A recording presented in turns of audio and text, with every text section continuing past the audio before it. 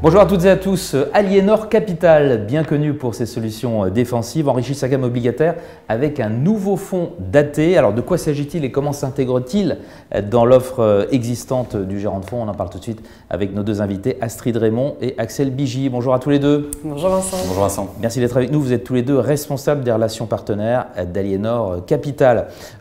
Axel, on commence avec vous, vous avez une grande nouvelle à nous annoncer, on va la découvrir dans quelques secondes. Avant cela, dites-nous comment s'est passée la première partie de l'année pour vos solutions obligataires défensives.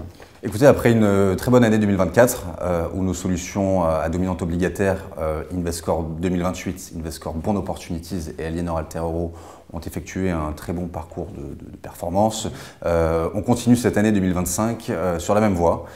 Et donc on est devant vous, Vincent, pour vous présenter et parler de notre nouveau fonds obligataire daté, Invescore 2031.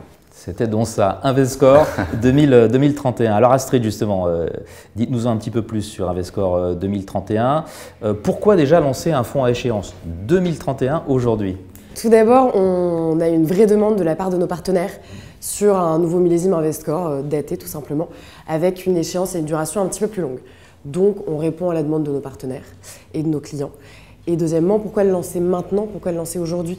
Tout simplement parce que le rendement embarqué actuellement est aux alentours de 5% sur le portefeuille cible et qu'avec les stress potentiels sur les marchés, on peut peut-être aller chercher à un moment ou à un autre un meilleur rendement embarqué. Donc en le lançant aujourd'hui, on fait le choix de laisser à nos partenaires leur timing d'investissement. D'accord. Qu'est-ce qui distingue votre nouveau fonds daté des autres produits de sa catégorie? Parce que c'est un segment assez encombré, je dirais. Assez chargé. Ouais. Tout à fait. Alors, ce qui distingue Invescore 2031 des autres fonds de la catégorie, c'est 4 caractéristiques principales. La première, c'est que tout d'abord, chez nous, les fonds datés, c'est un vrai savoir-faire, puisque c'est notre 5e millésime d'Invescore daté. À savoir qu'on a été récompensé par 2 fois, par 2 prix Lipper de meilleurs fonds à échéance sur cette gamme. Deuxièmement, c'est un fonds qui a une grande qualité d'émetteur, une grande qualité de sélection, puisqu'il est à majorité investment grade. Troisième caractéristique, c'est que c'est un vrai fonds de portage. On applique une vraie stratégie de buy and hold sur ce fonds. Donc il va y avoir peu ou pas d'arbitrage sur le fonds tout au long de sa vie. Et enfin, et c'est peut-être la caractéristique la plus importante, c'est un fonds qui est, comme Invescore 2028, 100% transparent. Donc vous retrouverez dans toutes nos communications, sur le site internet, l'ensemble des lignes que compose le portefeuille cible. Horizon européen? Horizon européen, tout à fait. Pour ce qui est des émetteurs? Oui, à savoir que pour chaque émetteur, chaque ligne sur le portefeuille, on note un élément de réassurance qui va nous permettre de s'assurer de la solvabilité de l'émetteur. Donc ça peut être la garantie implicite de l'État, un actionnaire majoritaire de soutien, la bonne qualité des bilans. D'accord. Axel, vous avez 2 autres solutions défensives. Invescore 2028, vous l'avez cité d'ailleurs, Invescore Bond Opportunities aussi. On commence avec l'échéance 2028. Bon, c'est un horizon plutôt court. Qu'est-ce que cela implique?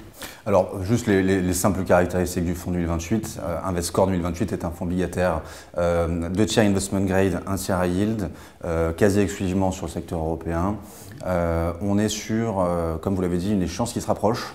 Donc ce que ça implique, c'est assez simple, un portage toujours convenable, 4,70 de rendement embarqué sur cette qualité de portefeuille, premièrement, et deuxièmement, une faible sensibilité. Donc finalement, un fonds qui peut s'apparenter ou remplacer les produits monétaires qui sont, dont les rendements sont en train de diminuer.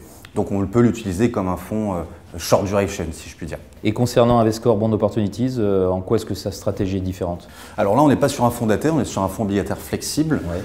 Donc l'équipe de gestion, simplement, va faire varier l'exposition du portefeuille d'un point de vue investment grade ou high yield, donc sur la qualité du portefeuille suivant le contexte, et également la sensibilité du fonds peut varier. Rappelons que le parcours de performance de ce fonds a été très bon en 2024, puisque nous avons réalisé une performance de plus de 8%. Aujourd'hui, pour vous parler de la stratégie en quelques mots, très défensive depuis le début de l'année, émetteur investment grade à l'intérieur du portefeuille et une duration très courte. Donc l'idée, c'est simplement d'avoir une certaine préservation du capital en cas de nouvelles poussées de stress financier.